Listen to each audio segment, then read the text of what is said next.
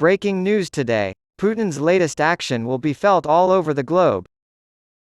Vladimir Putin, the Russian president, seems to have declared open season on Ukraine's significant grain exports, focusing new ferocity on the port city of Odessa and putting global food prices in jeopardy. Putin claims that the strikes on Odessa are retaliation for the destruction of a nearly 12-mile bridge connecting occupied Crimea to Russia proper. However, they coincide with Russia's withdrawal from the Black Sea Grain Initiative, an agreement that had been in place for a year and helped keep Ukrainian grain flowing to the world. Russia has cited difficulties with its own exports as a reason for withdrawing from the Ukraine grain deal, despite the fact that food exports are supposed to be exempt from Western sanctions. Meanwhile, on Monday and Tuesday, the sky was illuminated by attacks on Odessa, which aimed at the city's port, a crucial piece of infrastructure through which Russia had allowed grain to be exported as part of the deal brokered last July by the United Nations and Turkey. Russia, by the way, was already angry with Turkey for letting Sweden join NATO, a move that was apparently made in tandem with U.S. promises to allow Turkey to purchase F-16 fighter jets. On Monday, when the fate of the grain deal was uncertain, Ukraine claimed responsibility for the bridge damage. On Tuesday, Samantha Power, administrator of the United States Agency for International Development, visited Odessa to announce an additional $250 million in aid for Ukraine's agriculture sector. CNN's senior national security correspondent Alex Marquardt, who is based in Odessa, was asked whether this week's attacks could be linked to the grain dispute and Putin's ire over the destruction of a crucial bridge. His email to me read, "As with every Ukrainian city, Odessa has been the target of drone and missile strikes in the past. They miss their targets more often than they hit them, but the damage they cause and the injuries or deaths they cause are still real. What took place over the past 2 nights, and especially last night, was truly remarkable. The mayor claims this attack was unlike anything Odessa has experienced since the war broke out. Over an hour of non-stop, fierce battle, that began at 2 in the morning. The Kremlin claimed responsibility for the incident after the first night, on Monday, in response to the bridge attack. However, on Wednesday, after the second night of strikes, Ukrainian President Volodymyr Zelensky said that the strikes are related to the grain deal and that a lot of damage was done in the port the night before. No one is surprised by this news so soon after Russia backed out of the grain deal. Power was interviewed by Marquardt to discuss the attacks and their impact on Ukraine's share of the global market. A decision that will have far-reaching effects. Power expressed concern to Marquardt about the possibility that Putin would play roulette with the hungriest people in the world at the time of the greatest food crisis in our lifetimes.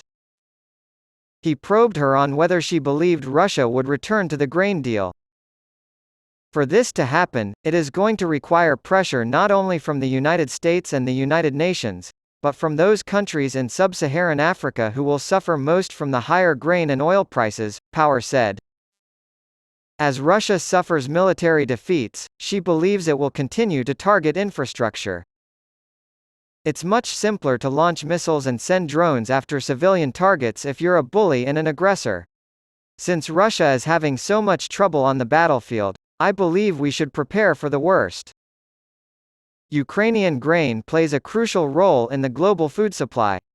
After Russia withdrew from the deal on Monday, wheat and corn prices soared on global commodities markets and again on Wednesday following attacks on ports in Odessa and as hope faded for Russia to rejoin the grain deal. According to a CNN business report by Anna Kubin. According to a report by the Food Security Information Network, a data-sharing platform funded by the European Union and the United States, economic shocks such as the effects of the Ukraine war and the pandemic were the main causes of acute food insecurity in 27 countries in 2016, affecting nearly 84 million people. The FSIN defines severe food insecurity as a lack of food that threatens a person's life or ability to earn a living. When the deal fell through in November, the IRC warned that it would hit those on the brink of starvation the most. The port city of Sevastopol, located in Russian-controlled Crimea, was attacked by drones, prompting Moscow to temporarily withdraw from the pact and issue the warning. At the time, UN Secretary-General Antonio Guterres warned that a failure of the agreement would cause a crisis of food affordability into a crisis of availability if farmers around the world were unable to obtain fertilizers in time for planting season. Could Russia be brought back on board by Turkey or China? The previous versions of the grain deal were mediated by Turkey, and in August, Putin is scheduled to visit Ankara for talks. Ukrainian grain can be transported to ports in Romania or southeastern Europe via railroad if a new grain deal is not reached. According to Simon Evenet, a professor of international trade and economic development at the University of St. Gallen in Switzerland, time and money are the main obstacles in both cases. Ports in Romania are undergoing expansion, he told Rosemary Church of CNN. Church said China's reliance on Ukrainian grain was notable, and he pondered whether or not Beijing could exert pressure on Russia to rejoin the deal. Evenet acknowledged that droughts have an impact on domestic production in China. Evenet speculated that Beijing might use pressure on Russia to back down if it became clear that the droughts were as severe as reported. But I think there are a lot of ifs in that. Beijing's concern for its own food security is unclear at this time. Warning from the White House. A National Security Council spokesman has expressed concern that Russia may target civilian ships in the Black Sea and falsely blame Ukraine in the wake of the Kremlin's decision to withdraw from the Black Sea Grain Initiative. According to a statement released by the NSC on Wednesday, spokesman Adam Hodge said that Russia had laid additional sea mines in the approach to Ukrainian ports. The Russian Defense Ministry had earlier declared that any vessel heading for a Ukrainian port would be assumed to be transporting military supplies.